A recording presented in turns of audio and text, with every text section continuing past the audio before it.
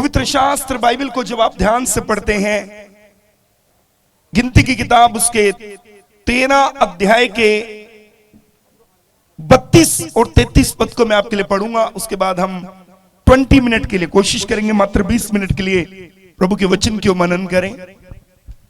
समय बहुत ज्यादा हो चुका है। गिनती की किताब उसका 13 अध्याय और उसकी 32 और 33 आयत। और उन्होंने इस्राएलियों के सामने उस देश की जिसका भेद उन्होंने लिया था, यहां कहकर निंदा भी की। वह देश जिसका भेद लेने को हम लोग गए थे, ऐसा है जो अपने निवासियों को निगल जाता है। और जितने पुरुष हमने उसमें देखे वे सब के सब बड़े डील डोल के हैं। फिर हमने वहां नपीलों को देखा,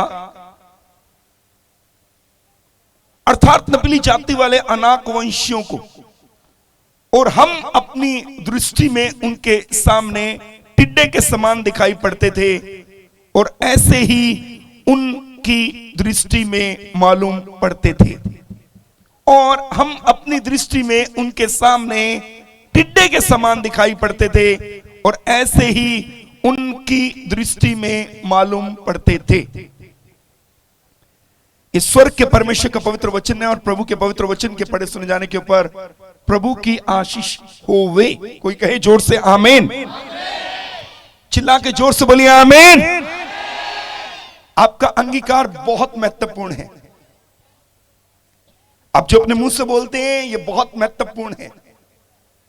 मैं यहां से बोल रहा हूं, आपके ऊपर कोई भी सेवक, कितना भी बड़ा सेवक, कितनी भी बड़ी ब्लेसिंग को रिलीज कर दे, मालूम है वो आपकी नहीं है।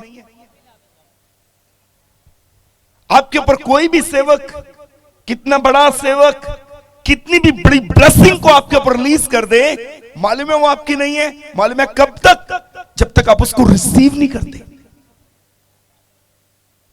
वो ब्लेसिंग तब तक आपकी नहीं है जब तक आप उसको रिसीव नहीं करते।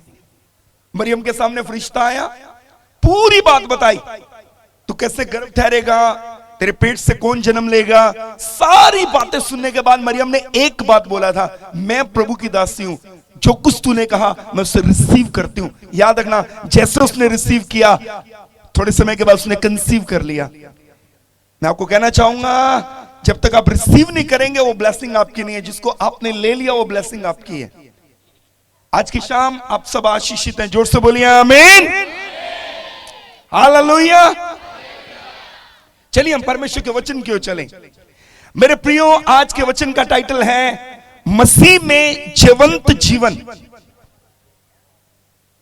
मैंने कितने मसीहों को देखा जिन्होंने अपने जीवन में अपने पापों से पश्चाताप किया, अपने गुनाहों को छोड़ दिया, पश्चाताप करने के बाद बपतिस्मा लिया, यहां तक कि उन्होंने पवित्र आत्मा का दान भी पा लिया। वो हर एतवार को चर्च जाते हैं, बाइबल पढ़ते हैं, प्रार्थना करते हैं, सप्ताह में उपवास भी रखते हैं, और वो आराधना भी करते हैं, वो दशवांश भी देते हैं। लेकिन तो भी वो अपने जीवन में कोई ना कोई एरिया ऐसा है जहां वो हारा हुआ महसूस करते हैं। लाइफ का कोई ना कोई ऐसा पार्ट है जहां पर वो ये महसूस करते हैं कि अभी खालीपन है। उनकी जिंदगी का कोई ना कोई एरिया ऐसा है जहां पर वो कहते हैं अभी प्रभु का हाथ प्रकट नहीं हुआ। जिंदगी का कोई ना कोई हिस्सा ऐसा है जहां वो कहते हैं अभी भी सूनापन है, अधूरापन है। आज के वचन का टाइटल है मसीह में जीवंत जीवन। आप मसीह में आने के बाद एक विजयी जीवन कैसे जी सकते हैं? आप कहेंगे जब मसीह में आ गए फिर तो जीवंत जीवन है। नहीं, बहुत से लोग मैं आपको बता सकता हूं जो मसीह में आने के बाद भी अपने आप को हारा हारा महसूस करते हैं। हम आज के वचन के द्वारा सीख कर चलेंगे हम मसीह में जीवंत जीवन कैसे जी सकते हैं। तो जल्दी से कुछ बातें मेरे पास हैं, समय के अनुसार चलेंगे। समय रहा तो पूरी बताएंगे, नहीं तो अगली बार के लिए छोड़ देंगे। सबसे पहली और महत्वपूर्ण बात हम पवित्र शास्त्र बाइबल में एक देखते हैं। पहला फॉर्मूला, पहली बात जो हमें बाइबल से सीखने को मिलती है, मसीह में आने के बाद जीवंत जीवन, विजयी जीवन जीने का पहला सिद्धांत हमने यहां पर पढ़ा, बाइबल में लिखा है इजराइली 400 साल से अधिक मिस्र की गुलामी में रहे, और वचन में लिखा है मिस्रियों ने उनको सताया, और बाइबल कहती है तब परमेश्वर ने अपने सेवक मूसा और हारून को भेजा, और उन्होंने मिस्र में परमेश्वर के अनुग्रह में 10 चमत्कारों को दिखाया। हिंदी की बाइबल में लिखा है परमेश्वर ने अपना बड़ा और बलवंत हाथ बढ़ाकर मिस्र के धधकते भट्टे से इजरायलियों को बाहर निकाल लिया। और परमेश्वर का वचन कहता है इसके बाद इजरायली मिस्र से निकलने के बाद ये लोग कनान की तरफ जा रहे थे, और वचन ऐसा कहता है पहले ये यात्रा मात्र 3 दिन की थी। अगर आप बाइबल को ध्यान से पढ़ें आपको मालूम पड़ेगा पहले ये यात्रा मात्र 3 दिन की थी। और दूसरी बात मैं आपको कहना चाहूंगा, बाद में यात्रा 11 दिन की हुई, और फिर मैं आपको बताऊंगा बाद में यात्रा 40 दिन की हुई, और फिर मैं आपको बताऊंगा बाद में यात्रा 40 साल में कन्वर्ट हो गई। वचन में ऐसा लिखा है मिस्र से निकलने के बाद इजरायली लोग मिस्र से निकलने के बाद कनान की बाउंड्री के ऊपर जाकर खड़े हो गए। ये वो जगह है, गिनती की किताब बात नहीं करेंगे, रिक्वेस्ट है मेरी, हम्बल रिक्वेस्ट है। अब अभी मैंने बोला था वचन के दौरान कोई बात नहीं करेगा, है ना, तो रिक्वेस्ट है मेरी। गिनती की किताब 13 अध्याय जब आप पढ़ते हैं आपको मालूम पड़ेगा इजरायली मिस्र से निकलने के बाद ये लोग कनान, अब इधर आ जाओ प्लीज, यहाँ आ जाओ, लेकिन अब आपने बात नहीं करनी। बाइबल में लिखा है इजरायली मिस्र से निकलने के बाद कनान के बॉर्डर के ऊपर जाकर खड़े हो गए, और मूसा ने हर एक गोत्र में से एक व्यक्ति को चुना। इजराइल के 12 गोत्र थे, और हर एक गोत्र में से एक व्यक्ति को चुना, और उन्हें बोला जाओ कनान का भेद लेकर आओ। और ये 40 डेज 40 दिन तक कनान में घूमते रहे, और वहां का भेद लेकर जब वे वापस लौट कर आए, ये 12 लोग जब 40 दिन तक कनान में घूमने के बाद भेद लेकर आए, मैं आपको बताना चाहूंगा 10 लोग पहले आ गए, और इन 10 लोगों ने पहले आकर इस प्रकार से कहा, मूसा और मंडली को कहा हम कभी कनान नहीं जा पाएंगे, हम कभी उस देश को जिसके विषय में तुमने कहा दूध और शहद की धाराओं का देश, हम कभी उसको अपने अधिकार में नहीं कर पाएंगे, हम कभी उस देश को नहीं जीत पाएंगे। उसका कारण उन्होंने कहा हम वहां गए थे, हमने वहां दानवों को देखा, नपीलों को देखा, अनाक वंशियों को देखा, और वहां के लोग बड़े हैं, हम वहां जाकर देख कर आए हैं, वहां की परिस्थितियां बड़ी भयंकर हैं। और हिंदी की बाइबल में लिखा है 2 व्यक्ति अपने कंधे के ऊपर एक अंगूर का गुच्छा तोड़कर लाठी बीच में डालकर उसको अपने कंधे पे उठाकर ले आए, सबूत के रूप में देखो वहां के अंगूर कितने बड़े हैं, लोग कितने बड़े होंगे। उन्होंने कहा 10 लोगों ने हम कभी कनान नहीं जा पाएंगे, हम कभी कनान को नहीं प्राप्त कर पाएंगे, हम कभी कनान के ऊपर अधिकार नहीं कर पाएंगे, हम कभी कनान को नहीं जीत पाएंगे, हम कभी कनान के अधिकारी नहीं बन पाएंगे। रीजन, हमने वहां अनाक वंशियों को देखा, दानवों को देखा, बड़े बड़े लोगों को देखा, और हम उनके सामने टिड्डे के जैसे दिखाई देते थे। वो इतने बड़े हैं, हम उनके सामने टिड्डे के जैसे दिखाई देते थे। हिंदी की बाइबल में लिखा है, ध्यान से सुनना, हिंदी की बाइबल में लिखा है उन 10 लोगों की रिपोर्ट सुनने के बाद समस्त मंडली का मन कच्चा हो गया। एक अनुवाद में लिखा उनका मन गल गया, और बाइबल में लिखा है वो मूसा की, हारून की, और वचन में लिखा उस देश की, और वो परमेश्वर की भी निंदा करने लगे। उन्होंने परमेश्वर की भी निंदा की, मूसा की भी निंदा की, उस देश की भी निंदा की, परमेश्वर की भी निंदा की। और वचन में लिखा है 2 लोग एंड में आए, एक का नाम जोशुआ था, एक का नाम कालेब था। मैं आपको बिब्लिकल एक स्टोरी टाइप बता रहा हूं, अपने घर जाके पढ़ लेना। 2 लोग बाद में आए, उन्होंने आके मालूम है क्या कहा, उन्होंने कहा जो इन्होंने रिपोर्ट दी सेम रिपोर्ट हमारी है, इसमें कोई शक नहीं है कि वहां बड़े बड़े लोग हैं। जो इनकी रिपोर्ट है सेम रिपोर्ट हमारी है, जो ये कह रहे हैं बिल्कुल सही कह रहे हैं। वहां के लोग बड़े हैं, उनका कद बड़ा है, उनका साइज बड़ा है, वो बड़े दिखते हैं, वहां के हालात भयंकर हैं। लेकिन कालेब ने वहां करके कहा इनकी रिपोर्ट सही है, लेकिन इनकी रिपोर्ट के पास मेरे पास एक और रिपोर्ट भी है। इनकी रिपोर्ट है, लेकिन इनकी रिपोर्ट के बाद, इनकी रिपोर्ट सच है, जो कह रही है झूठ नहीं कह रहे हैं, लेकिन इनकी रिपोर्ट के पास मेरे पास एक रिपोर्ट और है। अरे तुम उनका कद तो तब मापो, तुम उनकी साइज तो तब मापो, तुम उनकी हाइट तो तब मापो जब तुमने उन उनसे लड़ना हो, तुम्हारे पुरखाओं के परमेश्वर ने कहा था मैं तुम्हें कनान दूंगा, मैं तुम्हें कनान में ले जाकर बसाऊंगा। अब युद्ध तुम्हारा नहीं, तुम्हारे परमेश्वर का है। बोलिए हालेलुया। वहां के लोग बड़े हैं, लेकिन गुड न्यूज ये है हमारा खुदा उनसे भी बड़ा है जो हमें उस देश को लेके देगा। बोलिए हालेलुया। हमारा खुदा उनसे भी बड़ा है जो हमें उस देश को लेके देगा। बोलिए आमीन। जोर से बोलिए आमीन। कालेब ने कहा वहां की परिस्थितियां बड़ी हैं, वहां के हालात बड़े हैं, वहां की समस्याएं बड़ी हैं, लेकिन उनसे कहीं बड़ा हमारा परमेश्वर है जो उनके ऊपर हमें जय दे सकता है। बोलिए हालेलुया। बोलिए हालेलुया। और उसने कहा उनके ऊपर से छाया हट गई है, वो हमारी रोटी ठहरेंगे। हिंदी की बाइबल में मालूम है क्या लिखा? हिंदी की बाइबल में लिखा है परमेश्वर ने कहा इन 10 लोगों ने, और इन 10 लोगों की बात के ऊपर यकीन करने वाले लोगों ने मेरा अपमान किया। अगला अध्याय पढ़ लेना अपने घर जाकर। हिंदी की बाइबल में लिखा है परमेश्वर ने कहा इन 10 लोगों ने और इनकी बात के ऊपर यकीन करने वाले लोगों ने मेरा अपमान किया है,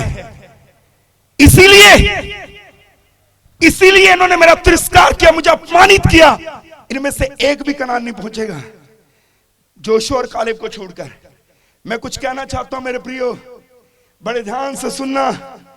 कभी कभी हम अपने खुदा को अपमानित करते हैं, मालूम है कैसे?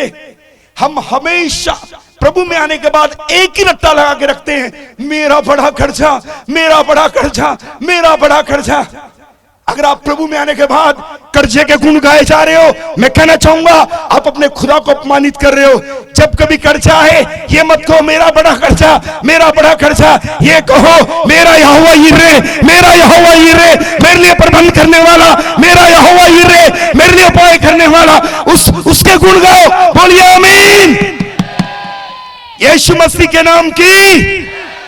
प्रभु में आने के बाद अगर कभी बीमारी आ भी जाए, अगर कभी समस्या आ भी जाए, हमेशा अपनी मेडिकल रिपोर्ट को देख लेकर हाथ में हमेशा मत बोलिए मैं बीमार हूं, मैं बीमार हूं, मेरी बीमारी, बड़ी बीमारी, ऐसी बीमारी, वैसी बीमारी। बीमारी का गुण मत खाओ।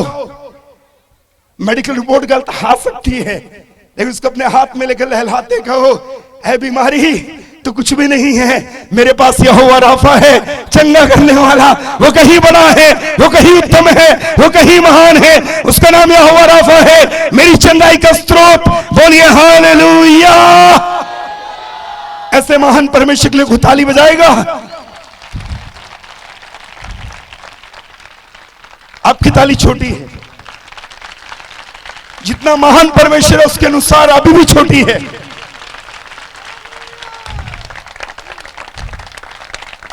हो सकता है आपके हालात विपरीत हो जाएं, लोग आपके विरुद्ध चढ़ के आ जाएं, आपको लॉस हो जाए, आपको कहीं कोर्ट केस का सामना करना पड़ सकता है, घर के अंदर क्लेश का सामना करना पड़ सकता है, घर के अंदर बच्चे आज्ञाकारी नहीं हैं, एक परिस्थिति का सामना करना पड़ सकता है। लेकिन सारा दिन उस परिस्थिति के विषय में गुण मत गाओ, उस परिस्थिति का जिक्र मत करो। जिक्र करना है तो यहोवा निस्सी जो जय का झंडा है, दिन रात उसका जिक्र करो। मेरा खुदा जय देने वाला है, मेरा खुदा यहोवा निस्सी है, मेरा खुदा जय का झंडा है, मेरा खुदा हर हालात पे मुझे जय देने की सामर्थ्य रखता है। बोलिए हालेलुया। मैं रिपीट करना चाहूंगा, उन लोगों ने खुदा के सामने समस्या को बड़ा बताया, खुदा को छोटा रे, खुदा का अपमान था। और याद रखना उनमें से एक भी उन समस्याओं के ऊपर जय नहीं पा पाया। लेकिन कालेब ने कहा समस्या छोटी, लोग छोटे, हालात छोटे, मेरा खुदा बड़ा। पढ़ लेना यहोशू की किताब। सेम टाइम खुदा ने कालेब ने कहा वहां के हालात छोटे, वहां की परिस्थितियां छोटी, वहां के लोग छोटे। सेम टाइम खुदा ने मूसा को बोला कालेब के साथ वाचा बांधता हूं। इसने हालातों को देखकर हालातों को बड़ा नहीं बताया। एक और आपके नॉलेज के लिए बताना चाहूंगा, जब आप बिब्लिकल थियोलॉजी करेंगे, बड़े साहब बैठे हैं हमारे, ये पढ़ाएंगे आपको। जब आप मैंने सेमिनरी की इसलिए बता रहा हूं, by the grace of God, जब आप बिब्लिकल थियोलॉजी करेंगे आपको पता चलेगा कालेब जिस हालात को देखकर आया, उसके हिस्से में जो भेद लेने वाला एरिया आया, वो सबसे भयंकर था। वो सबसे भयंकर हालात देखकर आया, तो भी उसने कहा हालात छोटे हैं, वहां के लोग छोटे हैं, मेरा खुदा बड़ा है। मालूम है क्या हुआ? आप यहोशू की किताब पढ़ लेना। जो लोग हालातों को बड़ा बताते, खुदा को छोटा, वो कभी उन हालातों को बढ़ नहीं पा पाए। लेकिन एक बंदा कालेब, वो कह रहा हालात छोटे हैं, मेरा खुदा बड़ा है। यहोशू की किताब में लिखा है, एक दिन वो समय आया, वो पहाड़ी उसको मिल गई, हेब्रोन उसको मिल गया, वो जगह उसको मिल गई, और वो सारे हालात जोशुआ के पैर के नीचे थे। बोलिए हालेलुया। वो सारी परिस्थितियां जोशुआ के पैर के नीचे थी। बोलिए हालेलुया।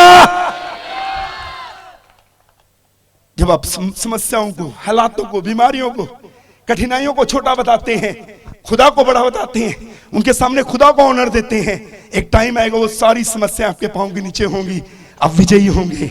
हालेलुया। बाइबल का पहला सिद्धांत, मेरे पास बहुत बातें बताने के लिए, मैंने काट दिया सारा वचन, समय के अनुसार चलेंगे। मैं आपको बताना चाहूंगा, बाइबल में मसीह में आने के बाद जीवंत जीवन का पहला सिद्धांत, कभी भी समस्याओं को, हालातों को बड़ा ना बताओ, हमेशा अपने खुदा को ऊंचा उठाओ। बोलिए हालेलुया। एक और छोटा सा उदाहरण देके आगे बढ़ूंगा मैं समय के अनुसार। एक व्यक्ति था बाइबल में, उसका नाम था दाऊद। हिंदी में उसको दाऊद कहते हैं, दाऊद। एक विशाल काया व्यक्ति आया, हिंदी की बाइबल में लिखा है 9 फीट के लगभग उसकी हाइट थी। उसका नाम था गोलियत। 9 फुट के करीब इस व्यक्ति की हाइट। बाइबल में लिखा है 7 किलो इसके भाले की चोंच का वजन था। भाले का वजन नहीं, भाले की नींव का वजन 7 किलो था। हिंदी की बाइबल में लिखा है 57 किलो की इसने जैकेट ही पहनी हुई थी। गत के गोलियत की 9 फुट से ज्यादा हाइट, 57 किलो की इसने जैकेट पहनी, 7 किलो से ज्यादा भाले की चोंच का वजन है। भाले का वजन तो अभी पता नहीं कितना होगा। ऐसा व्यक्ति खड़ के इजरायलियों को ललकारता है। मालूम है क्या हुआ? सारे इजरायली क्यों डर गए? शाऊल इतना बड़ा था कि बाकी लोग उसके कांधे तक आते थे, इतनी हाइट थी शाऊल की। वो भी डर के टेंट में बैठा। ये लोग मालूम है क्यों डर गए? भेद की बात जानना चाहते हो? आगे देखो और सुनो, और ताली जरूर बजाना बाद में, अभी नहीं, बाद में। हुआ मालूम है क्या? आगे देखना। ये शाऊल और सारे इजरायली, गत का गोलियत सामने पहाड़ के ऊपर खड़े के चुनौती देता है। ये सारे वहां जाते, मालूम है क्या करते? आपस में बात करते होंगे, बाप रे बाप बंटू आओ वेखियो ढाल किन्नी वड्डी आ, बंदा ही रखिया जे चुकन दे लई। अजोन ओ हां किया थॉमस अपाला वेखिया जे एडा वड्डा। आ मैथू हां की होया जे? ओ जैकेट वेख, जैकेट कितनी वड्डी जे। वो सारे इजरायली खड़े होते, गत के गोलियत को पहाड़ के ऊपर देखकर उसकी हाइट मापते, उसकी जैकेट मापते, उसका भाला मापते, उसकी तलवार मापते, उसकी ढाल मापते, माप के डर के वापिस आ जाते। एक छोटा बच्चा आया, वो उसके सामने खड़ा होकर कहता है इसकी ढाल बड़ी है। दाऊद कहता है इसकी ढाल बड़ी है, कोई शक नहीं है। इसकी तलवार बड़ी है तो भी कोई शक नहीं है। इसका भाला बड़ा तो भी कोई शक नहीं, इसकी हाइट बड़ी है तो भी कोई शक नहीं, जैकेट बड़ी है तो भी कोई शक नहीं। पर कहता है मेरे साथ वो है जो इससे भी बड़ा है। मैंने कहा था जोर से ताली बजाएं अपने राजा के लिए, जय देने वाले खुदा के लिए जोर से ताली बजाएं। मसीह में आने के बाद अपनी मेंटालिटी को बदल लो। ऐसे रखो हाथ और उसको बोलो, मसीह में आने के बाद मेरी सोच बदलनी चाहिए। बोलिए आमीन। छोटा बच्चा दाऊद क्या कहते हैं? ठीक है भाई होगा बड़ा, पर जेड़ा मेरे नाड़ा ओ ये तो भी बड़ा वा। बोलिए हालेलुया। एक ही पत्थर मारा गोफन में रखकर। लास्ट वीक मैंने बताया था, परसों चौथे में धारीवाल में बता रहा था, गुरदासपुर में। सुनो, ये गोफन का निशाना था, लगे लगे ना लगे नहीं सही, पत्थर दाऊद का था, गोफन दाऊद का था। दाऊद ने खुदा को ऑनर दिया। पत्थर दाऊद का, गोफन दाऊद का, निशाना खुदा का था। अरे जोर से ताली बजाओ यीशु मसीह के लिए।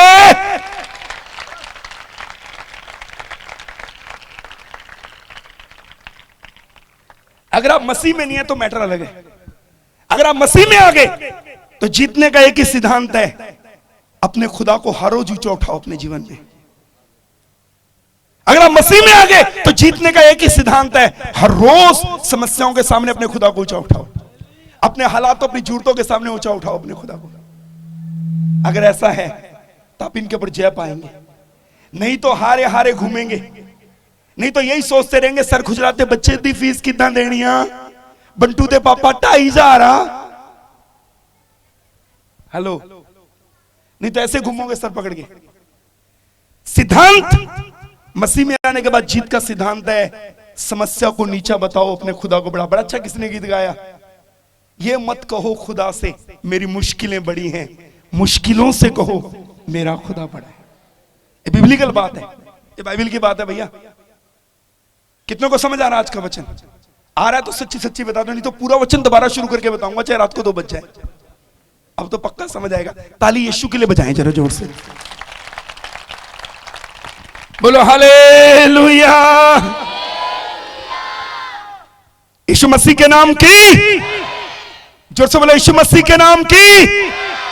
दूसरा जीत का सिद्धांत सुनना चाहेंगे या बंद कर दूं? सेक्रेटरी साहब कितना टाइम हुआ मेरा? नहीं नहीं ऐदा नहीं होता, रोटी भी खानी उन्होंने 10 मिनट। अच्छा अच्छा, thank you so much. 15 minute बोल दिया आपने, बहुत है मेरे लिए। ओ सर जी थैंक यू जी, बहुत बहुत धन्यवाद। सुनिए जी, दूसरा जीत का सिद्धांत आप हमेशा याद रखना। आगे देखो, समझो इस बात को, समझने की कोशिश करो। कुछ अद्भुत बातें हैं, जब तक समझ नहीं आएंगी तब तक आप जीत नहीं प्राप्त कर सकते। मालूम है परमेश्वर ने मूसा को मिस्र में भेजा, एक छड़ी देके भेजा था, एक लाठी देके भेजा था। पहले वो मूसा की लाठी, लेकिन बाइबल को ध्यान से पढ़ लो, एक जगह लिखा है तब मूसा परमेश्वर की लाठी लेके खड़ा हुआ। बाद में खुदा की लाठी बन गई थी। पहले मूसा की थी, बाद में खुदा की बन गई। मैं ओपनली बता रहा हूं आपको, आज बिब्लिकल थियोलॉजी के अनुसार ये चैलेंजिंग बात है, लेकिन प्रकाशन की बात है।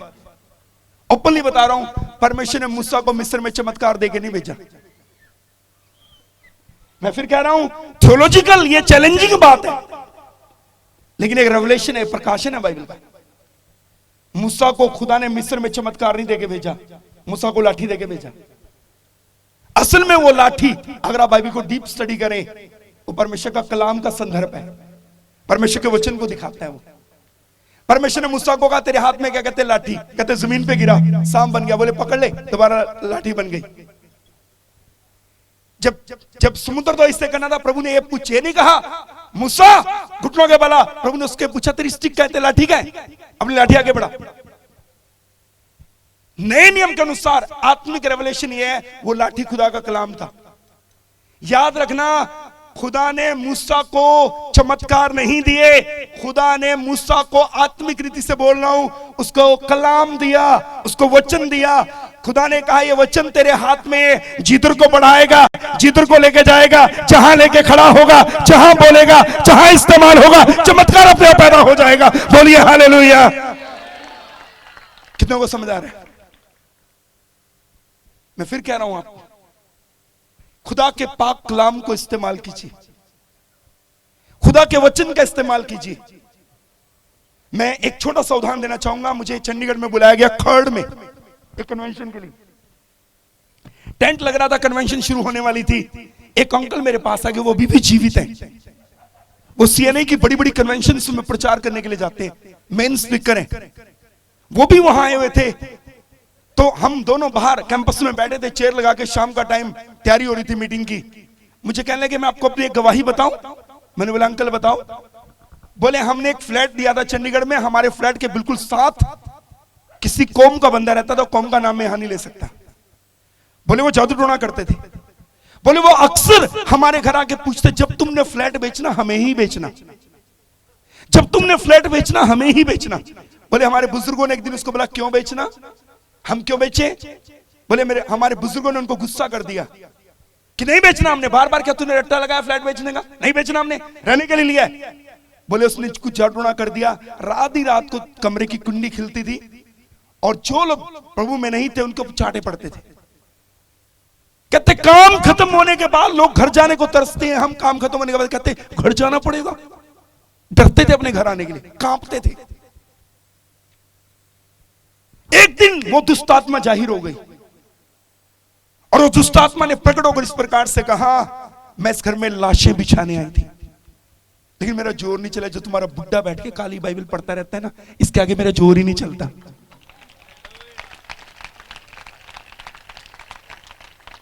हेलो, कितनों को समझ आ रहा है? कितनों को समझ आ रहा है? बोलिए हालेलुया। आप प्रभु में बिना कलाम के सिद्ध नहीं हो सकते।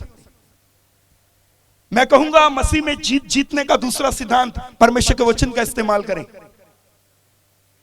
शैतान आपके दिमाग में एक विचार डालेगा, तेरा बेटा कभी नहीं बदलेगा, 8 साल हो गए हैं, वो नशे कर रहा है, टीके लगा रहा है, स्मैक पी रहा है, गलत लड़कों की संगति में है, गलत लड़कियों के साथ घूमता है, तेरा लड़का कभी नहीं बदलेगा। रिकॉर्ड देख, 7 साल हो गए। जब शैतान इस तरह का विचार यहां लेकर आए, मालूम है शैतान ने युद्ध भूमि कौन सी रखी है? अरे युद्ध भूमि कोई परेड ग्राउंड नहीं है जाकर उससे 2-2 हाथ कर ले। आर्मी का ग्राउंड थोड़े ना वो, जाकर उससे 2-2 हाथ कर ले। अकॉर्डिंग टू बाइबल युद्ध भूमि हमारा मस्तिष्क है, ये है माइंड, बैटलफील्ड ये है, ये युद्ध भूमि है। शैतान यहां एक विचार लेकर आएगा, 7 साल हो गए, सबूत के साथ बोलेगा, तूने इस पादरी से दुआ कराई, अभी तक तो बदला नहीं। इतने सालों के तेरा पति नहीं बदला, बेटा नहीं बदला, तेरे घर के हालात नहीं बदले, तेरा कर्जा नहीं उतरा, तेरी गरीबी नहीं गई, तेरी परिस्थितियां नहीं बदली, तुम्हारे घर से बीमारियां नहीं निकली, तुम्हारे बच्चे बीमार होने बंद हुए, एविडेंस दे दे के बात करेगा, यहां आके बात करेगा। ये युद्ध भूमि है। जब शैतान यहां एक नकारात्मक विचार लेकर आए, एक काम कीजिए, एक काम कीजिए, ईमानदारी से बता रहा हूं, जब शैतान यहां नकारात्मक विचार लेकर आए, सेम टाइम अपने मुंह से उस नकारात्मक विचार को रद्द करने के बाद अपने ही मुंह से उस नकारात्मक विचार के एवज में एक सकारात्मक बाइबल की आयत का अंगीकार करें। मैं वो वचन से बोल रहा हूं आपको। आदम और हवा क्यों हारे थे? सुनिए, जो टेस्ट आदम और हवा हारे थे, पहला आदम जो टेस्ट हारा, हवा और आदम जो टेस्ट हारे थे, अंतिम आदम ने आके वो टेस्ट पास किया। 3 बातें थी। हवा के ऊपर शैतान ने 3 तीर मारे थे, आंखों के बिलाशा, मन के बिलाशा, शरीर के बिलाशा।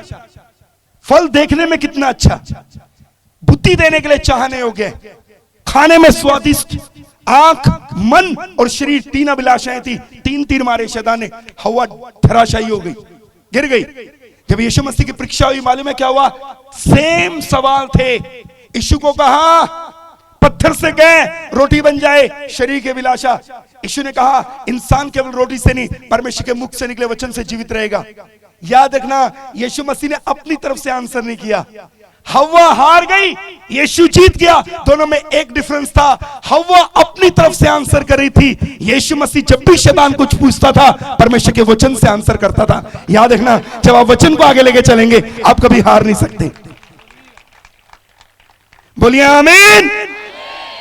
जो टेस्ट आदम हवा हारे, यीशु ने उसको पास करके दिखाया। कारण एक ही था, यीशु ने अपनी तरफ से एक सिंगल वर्ड नहीं बोला, जब भी बोला वचन से बोला।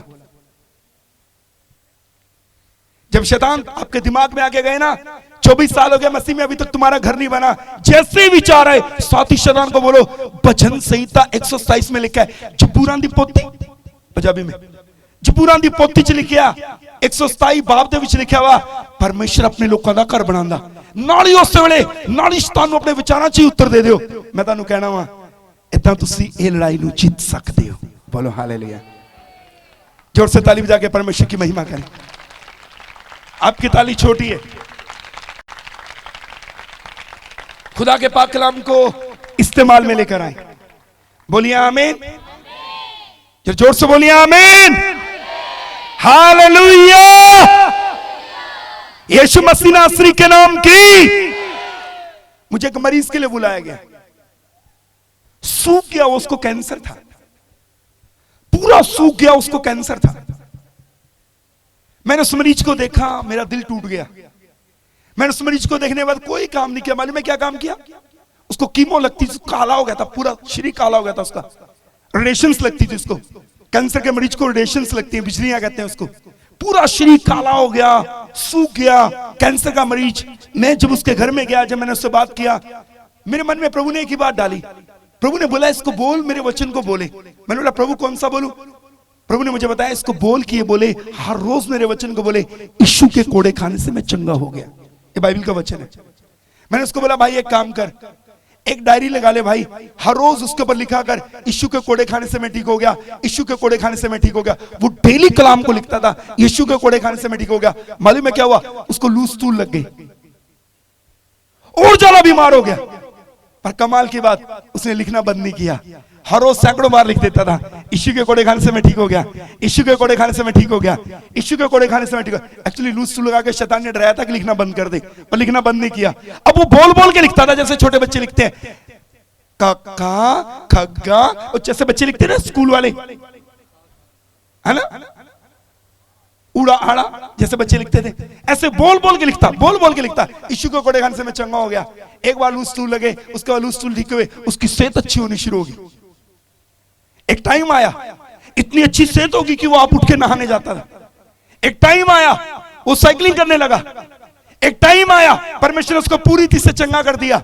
मैं प्रभु का धन्यवाद देता हूं। 9 साल हो गए आज, वो दवाई नहीं खाता कैंसर की, चलता फिरता है।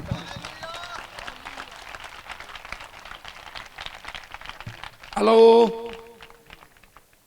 वचन के द्वारा जय पा सकते हो आप वचन के द्वारा जय पा सकते हो। साथ वाले को बोलो हालेलुया। तीसरी बात, तीसरी और महत्वपूर्ण बात, ध्यान से सुनिए। पहली बात मैंने बोली, ये विश्वास लेकर आओ, मेरी समस्या छोटी मेरा खुदा बड़ा। दूसरी बात, वचन को इस्तेमाल करो। तीसरी बात मैं आपको बोलना चाहूंगा, ध्यान से सुनना, बहुत महत्वपूर्ण है ये, बहुत जरूरी है ये, बहुत जरूरी है ये। तीसरी और महत्वपूर्ण बात, ध्यान से सुनना, ये बहुत सीरियस मैटर है। हमारी बाइबल में लिखा है प्रभु यीशु मसीह के बारे में, निकालिए लूका रचित सुसमाचार।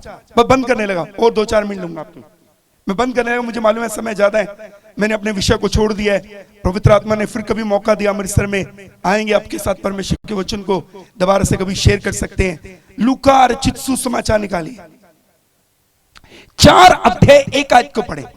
हर बंदा अपनी बाइबल खोले जो लेके आया है। 4:1, लूका 4:1। हिंदी में पढ़ेंगे तो ठीक है, भाई साहब माइक में पढ़ेंगे तो बहुत अच्छा है। ये तो बल्ले बल्ले हो जाएगी अगर माइक में पढ़ दिया आपने तो। आप इतना बढ़िया मीटिंग लीड करते हैं, ये माइक ले लो मेरे वाला। Thank you sir. फिर यीशु पवित्र आत्मा से भरा हुआ यरदन से लौटा और 40 दिन तक आत्मा के सिखाने से। फिर यीशु पवित्र आत्मा से भरा हुआ यरदन से लौटा।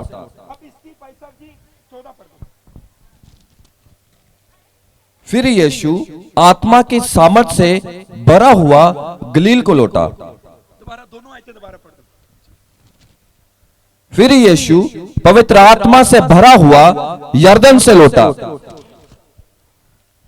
फिर यीशु आत्मा की सामर्थ से भरा हुआ गलील को लौटा। इन दोनों में फर्क क्या है? दोनों में फर्क क्या था? आपकी जीत यहां टिकी हुई है।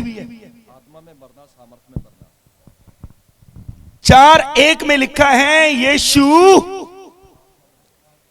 आत्मा से भरा हुआ यरदन से लौटा। 4:14 में लिखा है यीशु आत्मा की सामर्थ से भर के आया। दोनों में एक फर्क है, पहले आत्मा से भरा, बाद में, भाई पीछे वाले बोलो, एक फर्क है, पहले आत्मा से भर के आया। अब 4:1 में यीशु मसीह आत्मा से भरा। 4:1 से लेकर 14 तक एक भी चमत्कार नहीं हुआ। ना अंधे की आंख खुली, ना लंगड़ा चला, ना कोढ़ी शुद्ध हुआ, ना खुजली की बीमारी ठीक हुई, ना दुष्टात्मा निकली, एक भी चमत्कार नहीं हुआ। 4:1 से 4:14 तक एक भी चमत्कार नहीं हुआ। और 4:14 के बाद अपने घर जाके पढ़ लेना, आप देखोगे मुर्दा जिंदा हो गया, अंधे देखने लगे, लंगड़े चलने लगे, ये हो गया, वो हो गया, लाइन लगी पड़ी आगे। अब सुनना फर्क क्या था? 4:1 में आत्मा से भर के आया, 4:14 में सामर्थ से भर के आया। अब कई लोग आत्मा से भरे हुए हैं, सामर्थ से नहीं, इसलिए सामर्थ के काम नहीं होते, इसलिए सामर्थ के काम नहीं होते। अब असामर्थ से भरेंगे कैसे? 4:1 से सुनो, 4:1 से 4:14 तक यीशु ने 3 बार शैतान को ना बोली, ना ना ना। मैं कहूंगा अगर आत्मा की सामर्थ से भरना चाहते हैं, शैतान को ना बोलना सीख जाइए। बोलिए हालेलुया। कितनों को समझ आ रहा है?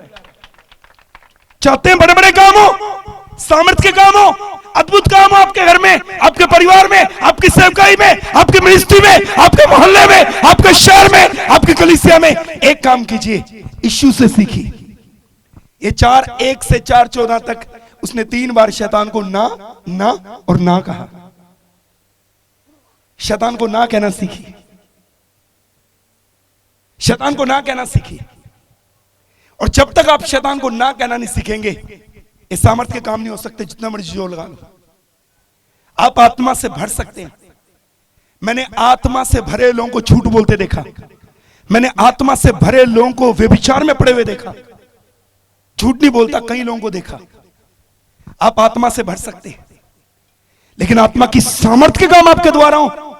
4:1 में यीशु आत्मा से भरा, 4:14 में सामर्थ्य से भर गया, और उसके आगे सामर्थ्य के काम होने लगे 14 के बाद। इस 4:1 और 4:14 के बीच में 3 बार उसने शैतान को ना ना ना बोला। आप सारा दिन बैठ के गंदी फिल्मों के गीत सुनो और शाम को कहो मेरी दुआ से माइग्रेन ठीक हो जाए। मैं कहता हूं चींटी भी नहीं मरनी,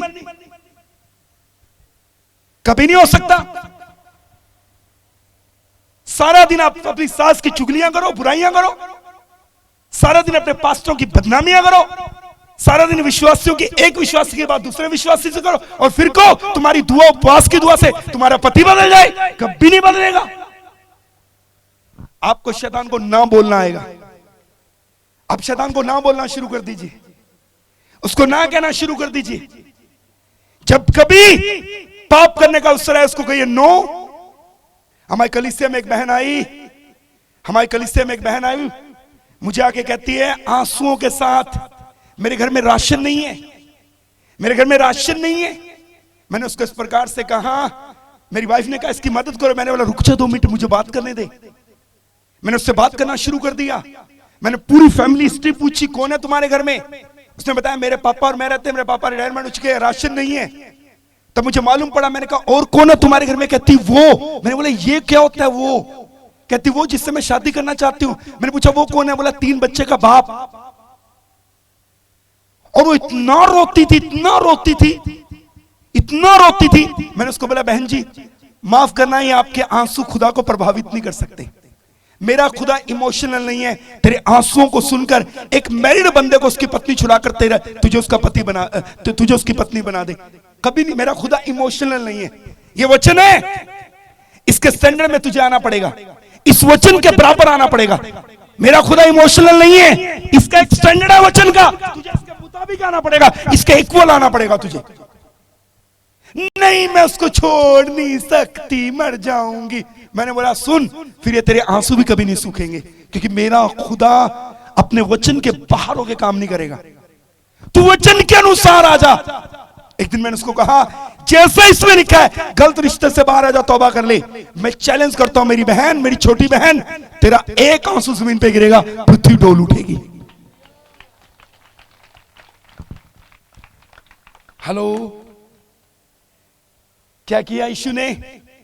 4:1 और 4:14 के बीच में शैतान को 3 बार सो सिंपल उसको ना बोला। जब दोस्त के फिल्म देखने जाना, नो। टीवी देखने का मन करे, नो। मोबाइल के अंदर गंदी फोटोएं देखने का मन करे, नो। गंदी फिल्म देखने का मन करे, नो। अश्लील मैसेज लिखने और पढ़ने का मन करे, नो। आपको ना कहना आना चाहिए। अगर आप ना कहना सीख गए, मैं यीशु के नाम में कह रहा हूं, पढ़ लेना 14 के बाद बड़े बड़े काम हुए। एक जगह भी आप ऐसा नहीं पढ़ सकते यीशु ने कोई बोला हो और वो ना हुआ हो। बोलिए हालेलुया, जोर से बोलिए हालेलुया। नेक्स्ट बात, आखिरी बात बोल के बंद कर रहा हूं। यीशु के लहू को इस्तेमाल करें। साथ वाले को बोलो यीशु के लहू को इस्तेमाल करें। जोर से बोलो यीशु के लहू को इस्तेमाल करें। ऊंचे आवाज से बोलो यीशु के लहू को इस्तेमाल करें। यीशु के लहू को इस्तेमाल करें। डॉक्टर बिली ग्राहम कहते हैं एक बड़ा शैतान नहीं तोड़ सकता, वो है यीशु मसीह के लहू का बाड़ा। अपने आप को प्रतिदिन, अपनी फैमिली को यीशु मसीह के प्रेशियस ब्लड में कवर करें। अब एक सवाल है, ये हर रोज यीशु मसीह के लहू में क्यों कवर करना? कल वाला बड़ा पुराना हो गया क्या? बताता हूं, पुराना नहीं हुआ। शैतान उस बाड़े को लांग कर इधर नहीं आ सकता, पर कभी कभी हम बाड़ा लांग के बाहर चले जाते हैं भैया जी, इसलिए हर रोज लगाना पड़ता है। शैतान लांग के इधर नहीं आ सकता भैया जी, कभी कभी हम नहीं अपने ऊपर कंट्रोल कर पाते ना, हम उधर को चले जाते हैं।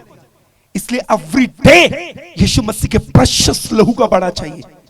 3 मिनट की बात बोलूं, बंद कर दूं उसके बाद? कौन कौन सुनेगा 3 मिनट की बात? सब नहीं सुन रहे।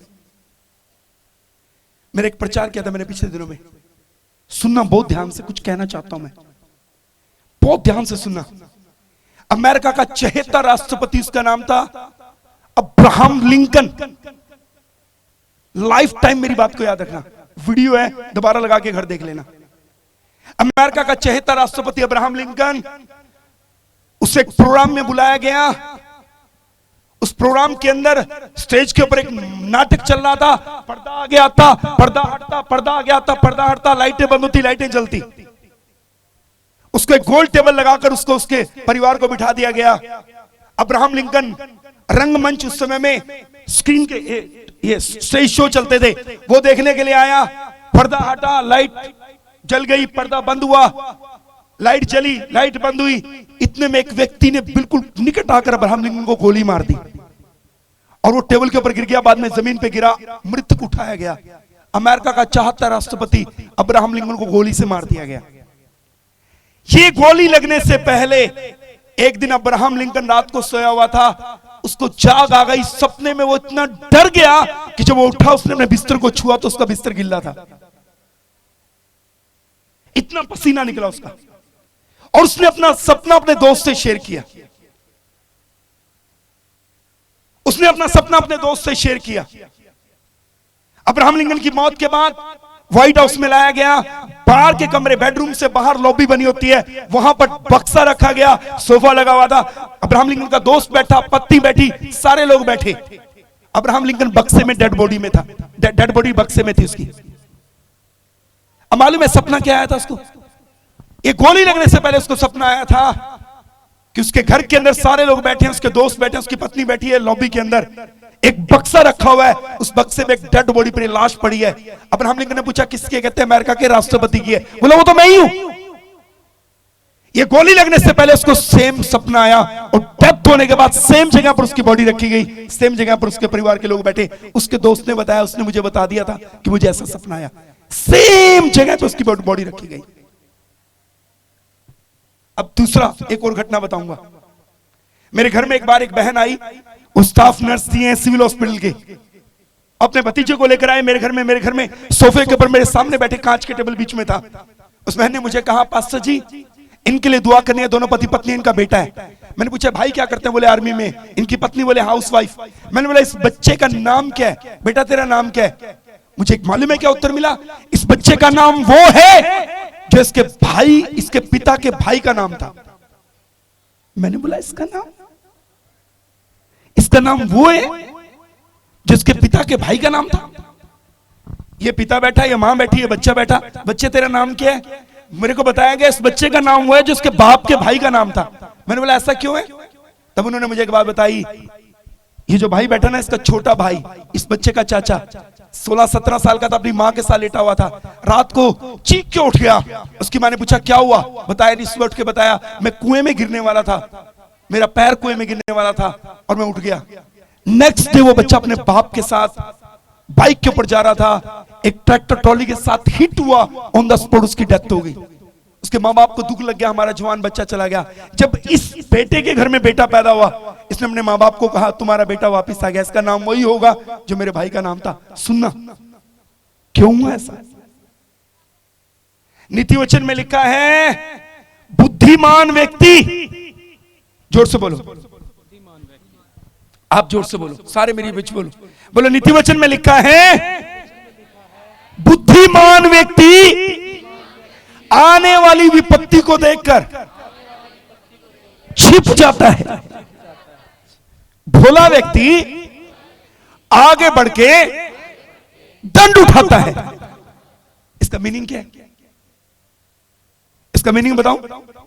जब कभी आपको यहां पर कोई गलत विचार आए, नुकसान का विचार, कोई गलत सपना आए, कोई गलत विचार आए, कोई गलत ख्वाब आए, कोई गलत ख्याल आए, कोई नुकसान का ख्याल आए, कोई हानि का ख्याल आए, कोई हानि का सपना आए, एक काम करो, सवेरे उठकर अपने मुंह से बोल के बोलो, मैं यीशु के नाम में इसको कैंसिल करता हूं। और दूसरा काम, अपने आप को यीशु मसीह के प्रेशियस ब्लड में छिपा लो। बुद्धिमान व्यक्ति आने वाली विपत्ति को देख के छिप जाता है। छिपने का डरना नहीं है, छिपने का अर्थ है, दाऊद ने कहा, प्रभु मैंने तुझे अपने छिपने की जगह मान लिया है। यीशु के लहू में अपने आप को, अपने परिवार को कवर करना। काश अब्राहम लिंकन और उस बच्चे ने, उसके बच्चे के मां बाप ने वो सपना सिर उठ के मुंह से कैंसिल किया होता और अपने आप को यीशु के प्रेशियस ब्लड में कवर किया होता, आज इतिहास कोई और होता, आज हिस्ट्री कोई और होती।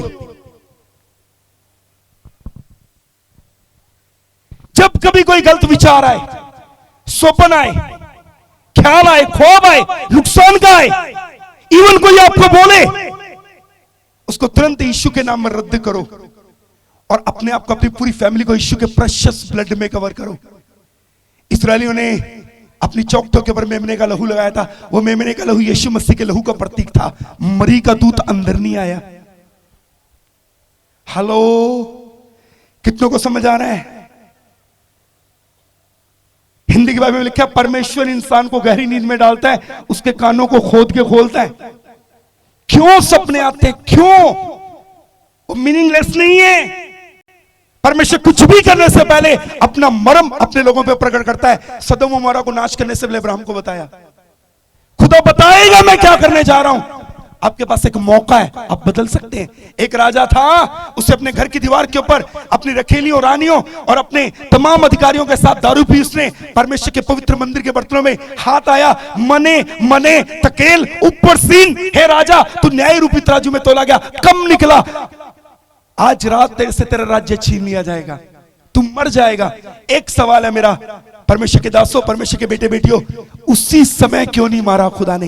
रात का टाइम क्यों रखा? मालूम है, खुदा ने उसको एक मौका दिया, रात तक का टाइम है, बचता तो बच जा, बचता के पास आना तो आ जा, तौबा करनी तो तौबा कर ले, रात तक का टाइम है तेरे पास। खुदा कुछ भी करने से पहले एक मौका जरूर देता है, बताएगा। कभी कोई गलत ख्वाब आए, ख्याल आए, विचार आए, सपना आए, कोई दर्शन गलत आ जाए, उसे यीशु के नाम में मुंह से बोल के रद्द कीजिए और अपने आप को, अपने पूरे परिवार को यीशु के प्रेशियस ब्लड में कवर कीजिए। एक बाड़ा शैतान नहीं तोड़ सकता।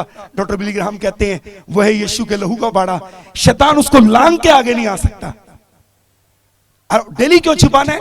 हम कभी कभी चले जाते हैं ना, बोलते नहीं, हम जो बाहर चले जाते हैं, हम जो निकल कर बाहर आगे बाड़े से। अकॉर्डिंग टू बाइबल, एक सेवक, एक विश्वासी के चारों तरफ दूतों का बाड़ा, लहू का बाड़ा, आग का बाड़ा। जकरिया 2:5 में लिखा आग का बाड़ा, मैं आप अपने लोगों के चारों आग की दीवार बन जाऊंगा। जबूर 34 में लिखा है दूतों का बाड़ा। निर्गमन में लिखा है लहू का बाड़ा, लहू का बाड़ा, आग का बाड़ा, दूतों का बाड़ा लगा हुआ है। और कभी कभी हम बोलकर बाहर निकलते हैं। साथ वाले को बोलो, कभी कभी हम बोलकर बाहर निकलते हैं। जोर से बोलो, कभी कभी बोलकर बाहर निकलते हैं। एक परमेश्वर के महान सेवक ने कहा, मसीह लोग पाप करके कम दुख उठाते हैं, वो अपने बोलने से ज्यादा दुख उठाते हैं। वो अपने बोलने से ज्यादा दुख उठाते हैं। अय्यूब, शैतान ने अय्यूब को बोला, शैतान ने खुदा को बोला, तूने अय्यूब के चारों ओर बाड़ा लगा रखा है, तूने अय्यूब के चारों ओर बाड़ा लगा रखा है। अगर आप अय्यूब की किताब 1 अध्याय 8, 9, 10 पद पढ़ेंगे, वहां लिखा है, शैतान ने परमेश्वर को कहा, तूने अय्यूब के चारों ओर एक बाड़ा लगाया है, तूने जो कुछ अय्यूब और अय्यूब का है उसके चारों तरफ एक बाड़ा लगा दिया। शैतान इस बात की विटनेस दे रहा है कि अय्यूब के चारों ओर एक बाड़ा है।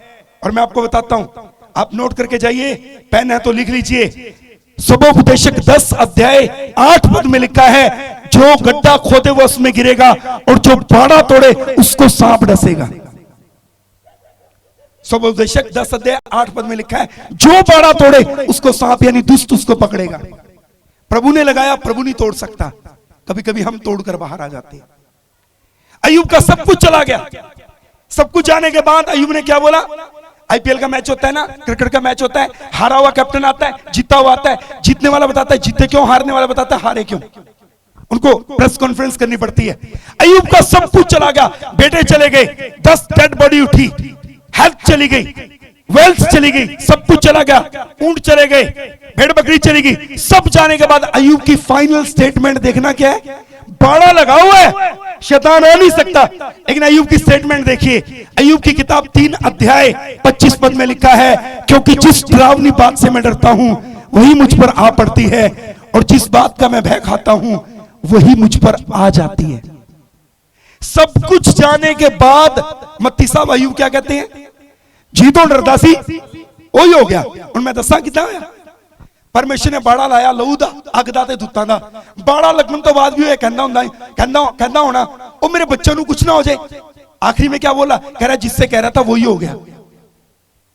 ये बाड़ा लगने के बाद भी अपने मुंह से गलत वर्ड बोलना। हेलो, कितनों को समझ आ रहे हैं? बाड़ा लगने के बाद भी गलत अंगीकार करना। जब बाड़ा लग गया फिर गलत अंगीकार मत करो, यीशु के लहू के ऊपर विश्वास करो। बोलिए आमीन, बोलिए आमीन। दुआ करेंगे उससे पहले आगे आ जाओ मत्ती साहब। दुआ करेंगे हम लोग। आखिरी बात सुनो, मसीह में जीवंत जीवन जीने का लास्ट एडवाइस है, आखिरी सलाह। सलाह तो मुफ्त में मिलती है। ऐसे करो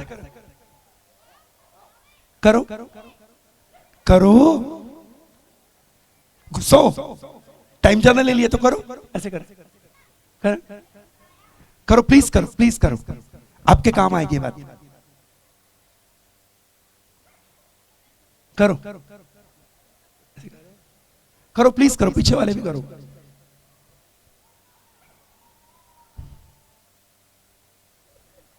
मालूम है क्यों करना है?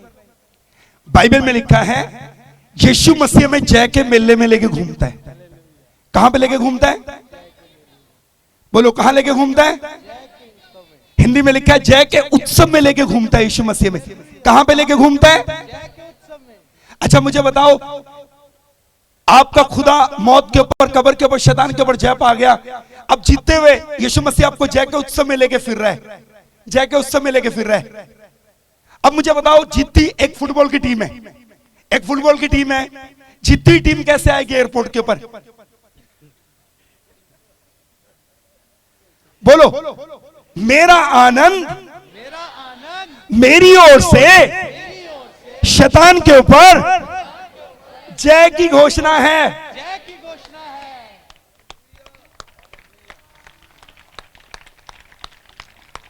जब आप ऐसे है ना, मालूम है क्या डिक्लेयर कर रहे हैं आप? जब आप हंस रहे हैं क्या डिक्लेयर कर रही है आप? कैसी? आप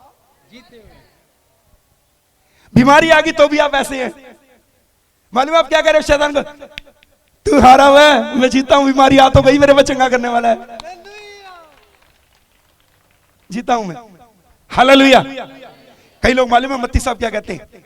कई लोग ये कहते हैं यीशु मसीह ने ऊंचे शब्द से पुकार कर सलीब के ऊपर अपनी जान दे दी। कई लोग कहते हैं यीशु मसीह ने पुकार के सलीब के ऊपर अपनी जान दी। एक दिन एक पादरी साहब पता क्या करे थे? करते यीशु मसीह ने ऐसे जान दी, पिता तूने मुझे क्यों छोड़ दिया? मैंने पादरी को पता ही नहीं है, इस पादरी को पता ही नहीं है। यीशु ने ऊंचे शब्द से चिल्ला के जान रोने के लिए थोड़ा ना दी थी। मत्ती साहब इधर आओ, बंद करने लगे जी। मत्ती साहब इधर आओ। मत्ती साहब की टीम फुटबॉल का मैच खेलने गई। इनकी दूसरी टीम ने, सामने वाली टीम ने 3 गोल कर दिए। इन्होंने 1 गोल करना है तो जीत जाएंगे, और मत्ती साहब ने 1 भी नहीं किया अब तक। अरे 1 गोल ये कर देते हैं तो इनकी टीम जीत जाएगी। अब सबकी निगाहें इनके ऊपर, बॉल सामने रखी हुई है। मत्ती साहब आए दौड़ के और वो मारा और वो गोल हो गया। अब मत्ती साहब कहते हैं या मैं जीत गया। अब बताए रोने की आवाज है कि जीत की आवाज है? अरे यीशु ने ऊंची आवाज से चिल्ला के जो यीशु मसीह ने सलीब के ऊपर जो चिल्ला के, यीशु ने जो सलीब के ऊपर चिल्ला के बोला ना, मालूम है क्या बोला था? या पिता मैं जीत गया, मौत हार गई, शैतान हार गया। ए मौत तेरा डंका आ रहा, ए मौत तेरी जय का रही। ताली बजाओ, परमेश्वर की स्तुति करो, परमेश्वर की महिमा करो। हालेलुया। वो सलीब के ऊपर रोने की आवाज नहीं थी, वो तो जीत की आवाज थी। ए मौत तेरा डंका आ रहा, तेरी जयकारी। अरे वो तो जय की आवाज थी। बोलिए हालेलुया। सलीब के ऊपर आपका कैप्टन जीत गया है। मौत, बीमारी, शैतान सबको हराकर अब यीशु मसीह में जय के उत्सव में ले फिरता है। जय के उत्सव में अगर आप यीशु मसीह जीता हुआ है और आप उसके साथ मुंह लटका के चले,